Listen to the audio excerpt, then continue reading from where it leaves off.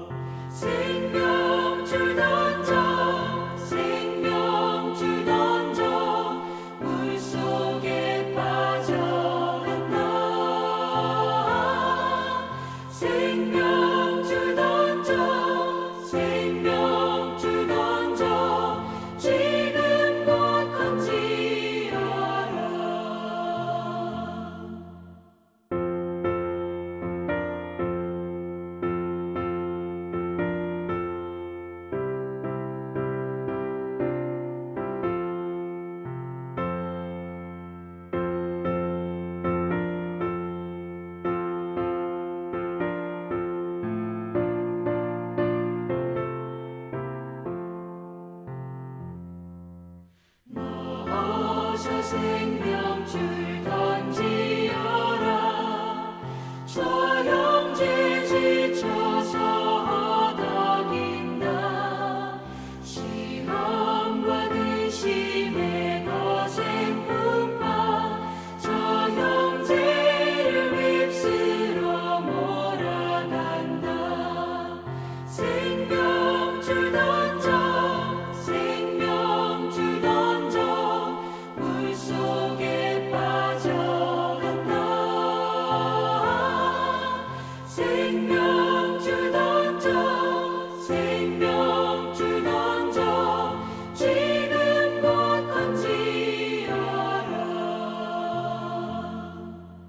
위험한 풍파가 곧 지나고 건너편 언덕에 이르리니 형제여 너 어찌 지체하나. 그 생명줄 던져서 구원하라. 생명줄 던져, 생명줄 던져, 물속에 빠져간다. 생명줄 던져, 생명줄 던져, 지금 곧 건지어라.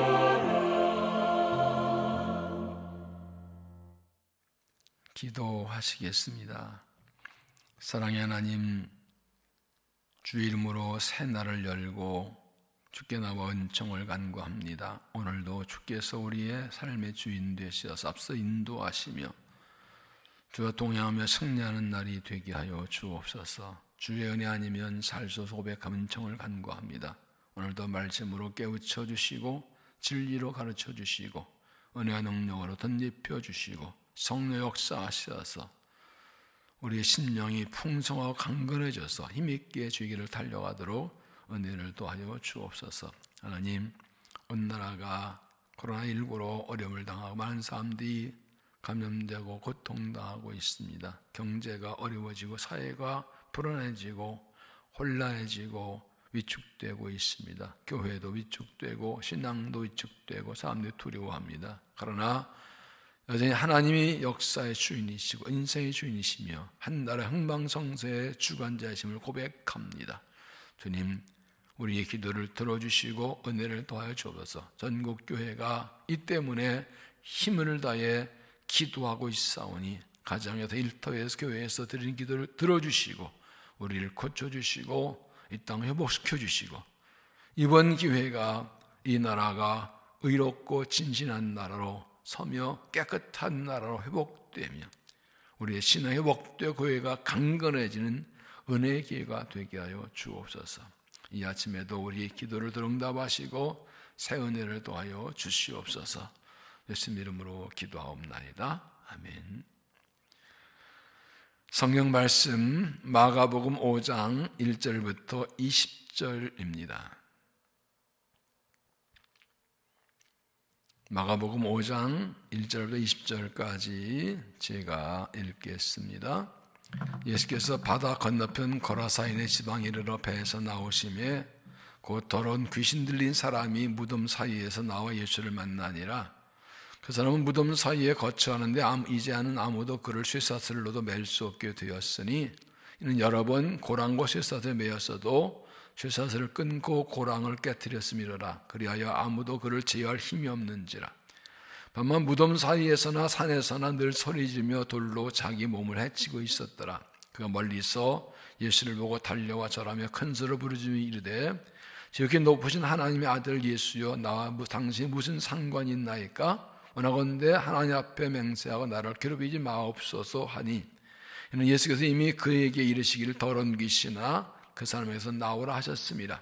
이에 물으시되 내 이름이 무엇이냐 이르되 내 이름은 군대니 우리가 많음이다 하고 자기를 그 지방에서 내보내지 마시기를 간구하더니 마침 거기 돼지의 큰 떼가 산 곁에서 먹고 있는지라. 이에 간구하여 이르되 우리를 돼지에게로 보내어 들어가게 하소서 하니 허락하신대 더러운 귀신들이 나와서 돼지에게로 들어가며 거의 2,000마리 되는 돼떼가 바다를 향하여 비탈로 내리다라 바다에서 몰사하거늘 치던 자들이 도망하여 읍내어 여러 마을에 말하니 사람들이 어떻게 되는지를 보러 와서 예수께 이르러 그 귀신 들렸던 자 곧 군대 귀신 씹었던 자가 옷을 입고 정신온전하여 앉은 것을 보고 두려워하더라. 이에 귀신 들렸던 자가 당한 것과 돼지의 일을 본 자들이 그들에게 알림에 그들이 예수께 그 지방에서 떠나시기를 간구하더라. 예수께서 배에 오르실 때 귀신 들렸던 사람 함께 있기를 간구했으나 허락하지 아니하시고 그에게 이르시되 집으로 돌아가 주께서 내게 어떻게 큰 일을 행하사 너를 불쌍히 여기신 것을 네 가족에게 알리라 하시니 그가 가서 예수께서 자기에게 어떻게 큰 일을 행하셨는지를 데가볼리에 전파하니 모든 사람이 놀랍게 여기더라. 아멘. 이 말씀은 하나님의 말씀입니다. 여러분은 인생을 어떻게 살고 계십니까? 우리는 내가 내 인생의 주인이라고 생각하지만 사실은 많은 사람들이 무언가에 이끌려 살고 무언가에 붙잡혀 살고 있습니다. 사람마다 물질에, 명예에, 지식에, 쾌락 등에 자기 감정과 욕심에 끌려서 살고 있습니다. 성경적으로 말하면 욕심과 정욕에 끌리는 것이고 영적으로 말하면 악한 영에 끌리는 것입니다.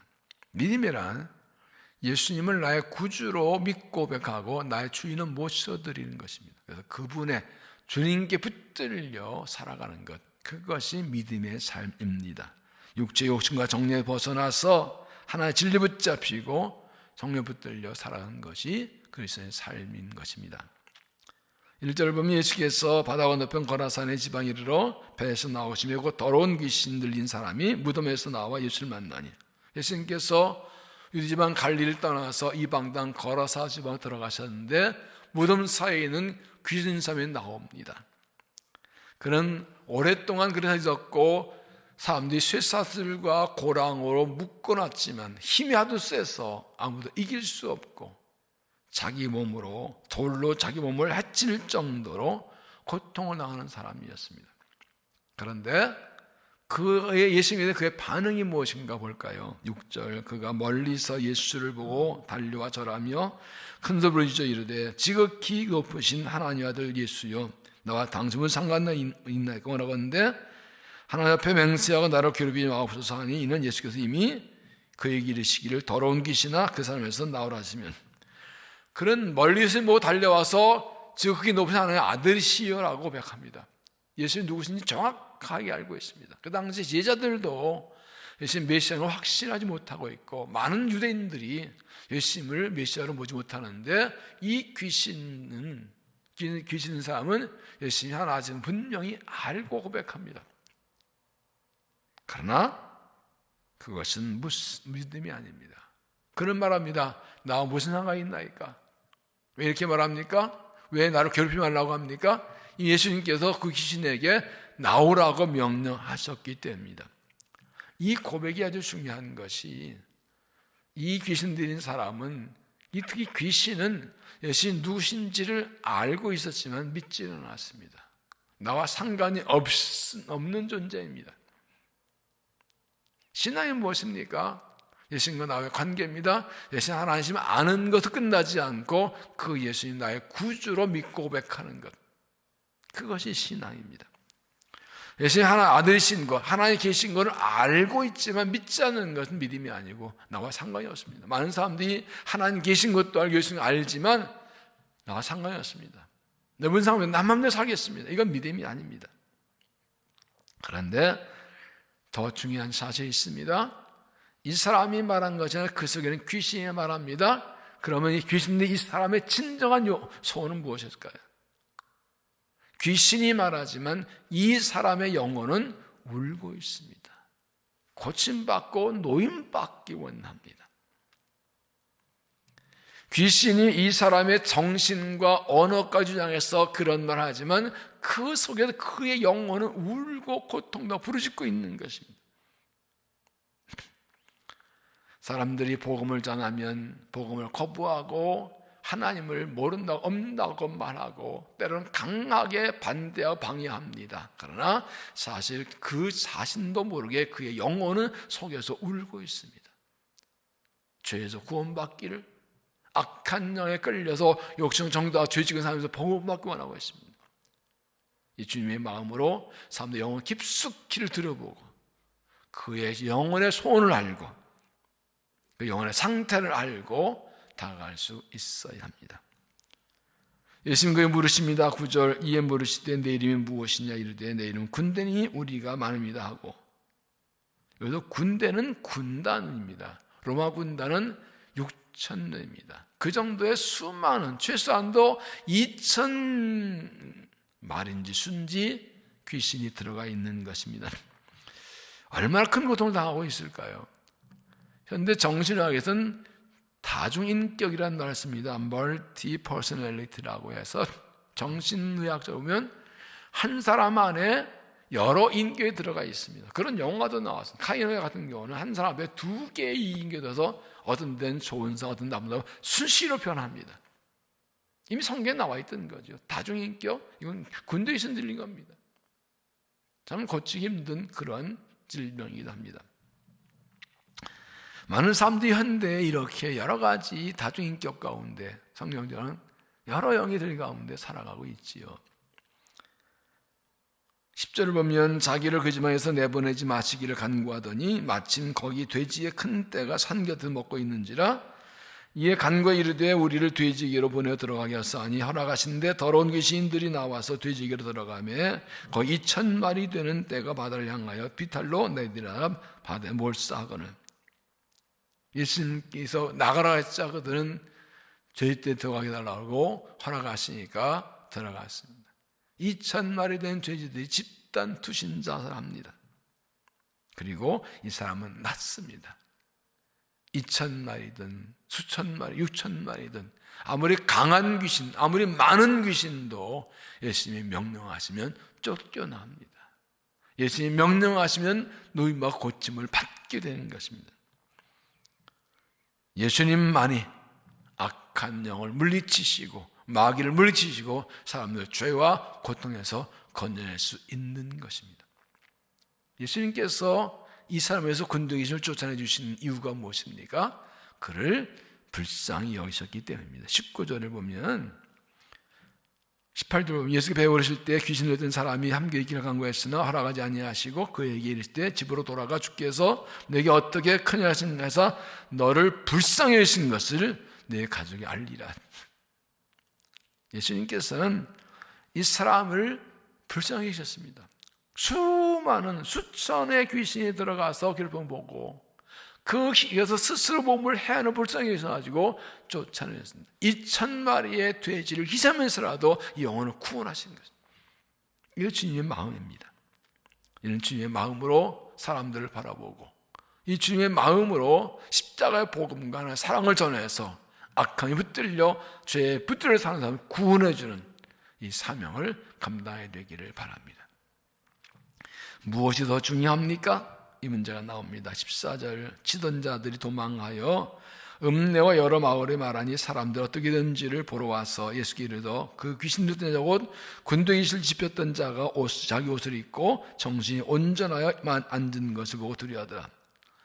돼지떼 치는 사람들이 알리자 사람들이 다 몰려와서 봤더니 돼지떼는 다 죽고 이 귀신 들린 사람은 정신은 온전해서 제대로 옷을 입고 앉아있습니다. 보고 놀라게 됩니다. 그런데 이런 반응이 나옵니다. 16절 이에 귀신 들렸던 자가 당한 것과 돼지를 본 자들이 그들에게 알림에 그들이 예수께 그 집에 떠나시기를 간구하더라. 그들은 예수님 보고 자기 동네를 떠나도 합니다. 왜냐하면 예수님 계속 계시면 또 이런 일하면 또 자기들의 재산 또 소문다. 이미 2,000마리의 돼지떼를 손해봤어요. 동네 사람들이 준 돼지를 여사에 모아치는 것인데 다 주고 재산 손해났어요. 이들에게는 오랫동안 귀신 들려서 고통당한 영혼이 구원받고 온전히 된 것보다 그것을 기뻐하고 축하하기보다 자기들의 재산이 손해난 것 그것을 속상해하고 또 한 사람의 구원보다 자기들의 물질 손해가 올 것을 더 두려워 염려했던 것입니다. 그들에게는 한 영혼보다 물질이 더 중요하고 다른 사람 구원보다 내가 손해보는 게 더 중요했던 것입니다. 여러분 무엇이 더 중요합니까?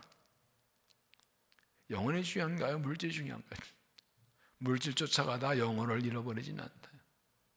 나에게는 무엇이 중요한가요? 내 영혼이 중요한가요? 물질이 중요한가요? 물질 손해보자고 물질을 많이 얻으려고 아끼게 하다가 내 영혼 약해지고 믿음 약해지지 않나요? 사람을 갈 때도 그 영혼을 보자 물질로 보다가 영혼을 놓치지 않나요? 무엇이 중요한가요? 무엇을 내 물질을 다 손해봐도 보다도 영혼을 구원할까요? 물질 손해보지 않기 위해 영혼 구원을 포기할까요? 무엇이 더 중요한가요? 돈을 모으고 돈을 아끼는 게 중요한가요? 한 영혼 구원하고 주님의 일을 하는 게 중요한가요? 고통한 사람 구원하는 게 중요한가요? 내게는 무엇이 중요한가요? 여러분 귀신 있는 사람에게 좋은 집과 좋은 옷을 준들 무슨 소용이 있습니까? 좋은 준들 무슨 소용이 있습니까? 돈 준들 무슨 소용이 있습니까? 귀신에서 벗어나야지. 돈 많은들, 좋은 집을 가진들, 좋은 거 먹고 산들, 마귀 붙잡혀 살면, 죄 빠져 살면 그게 무슨 소용입니까? 지옥 떨어지는데. 중요한 것은 영원히 죄에서 노임받고 악령에서 노임받고 구원받는 것입니다. 가난하게 살아도 넉넉하지 않아도 예수님이 구원받고 하나님 자녀로 믿음으로 사는 게 중요한 겁니다. 사랑하는 자, 내 영혼이 잘된 것 같이 내가 범사에 잘되고 강건하라 영혼이 잘되는 것이 복입니다. 그래서 예수님께서는 아무 염려하지 말고 먼저 하나님 나라 의를 구하면 더하신다 약속하셨습니다. 내 영혼을 위해서 믿음의 성장을 위해서 항상 영혼을 구원을 위해서 내 시간과 물질과 노력을 희생하기를 아까워하지 않고 주님처럼 영혼 구원에 힘쓰고 믿음의 힘쓰는 삶이 되시길 바랍니다. 사랑하는 여러분, 난 무엇에 이끌려 살고 있나요? 무엇에 붙잡혀 살고 있나요? 여전히 육체의 욕심과 정욕에 끌려가고 죄의 유혹에 끌려가고 내 감정과 고집에 끌려 살고 있지는 않나요?